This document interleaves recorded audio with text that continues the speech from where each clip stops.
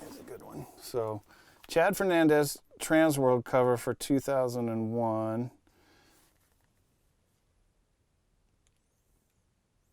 Cardiel's went to his house. So, you know, this is priceless in my eyes, you know.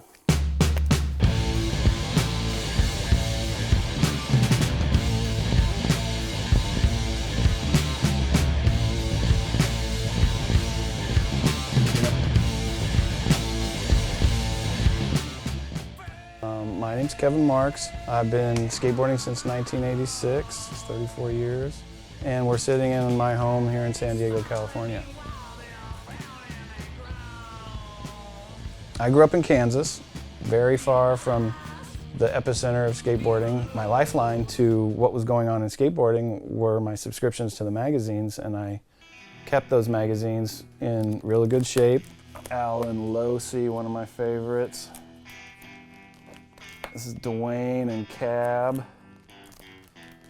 And then Mike Smith doing his famous trick, the Smith stop there. For me, at first it was Transworld and Thrasher. And then Power Edge came out in 1988. I got a subscription to that. By 92, 93, Slap had started, Big Brother had started. Whatever I could get a subscription to in the States, I did.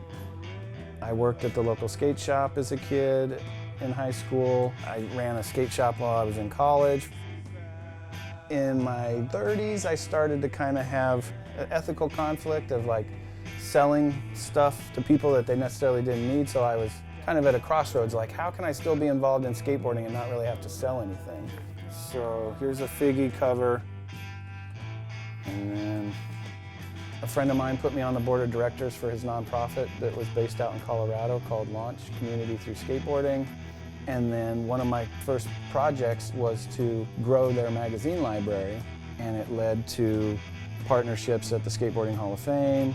It led to building out a big library for Cowtown in Arizona.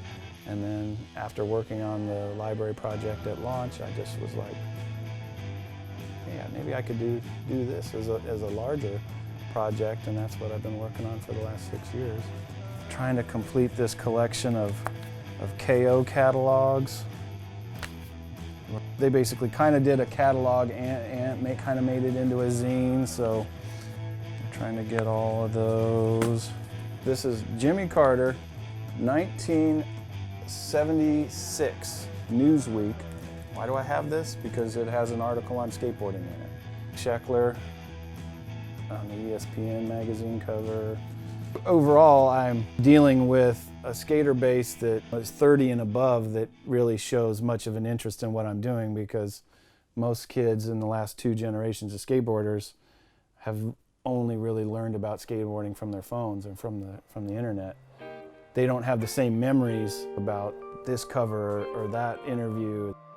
And part of why I'm doing this is so that newer generations can learn from the past and see what the stepping stones were to get to the present day. 105 Big Brothers. It only takes up from here to here. That's from 92 to 2004. And same with Skateboard Mag. 162 issues, just the length of this shelf here. Slap goes from here to there. Skate Action from the United Kingdom that started in the 80s. Over here is France, Germany, Spain, Belgium. When we say we're archiving everything in skateboarding that's been in print, we're talking about books, we're talking about magazines, we're talking about self-published zines, and then we even have catalogs. Up here you can see we're doing DVDs and VHS.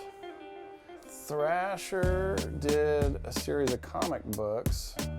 I like to think this was late 80s. Yeah, I don't know who drew them. I don't really know much about them, but a lot of people don't know that they're out there. So this is a zine from Germany in 1985 done by Santa Cruz pro Klaus Grabke. He only made 2 issues. We have the first one. I'm still looking for issue number 2 that has Tony Alva on the cover. I've hit up Klaus, he doesn't have any, but that's the one that I kind of put out there on Instagram every now and then. Hey, do you have number 2? I'm really good about covers. I pretty much know everybody that's been on a cover, but I don't know what issue of Slap this interview was in, or this photo of a frontside wall ride at the Brooklyn Banks.